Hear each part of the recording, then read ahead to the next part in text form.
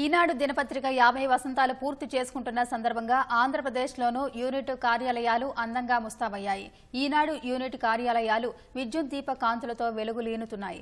అక్షరయోధుడు రామోజీరావు చేతుల మీదుగా 1974 ఆగస్టు 10న విశాఖ వేదికగా పుట్టిన ఈనాడు పత్రిక అనతి కాలంలోనే పాఠకుల ఆదరాభిమానాలు చూరగొని అగ్రస్థానానికి చేరుకుంది.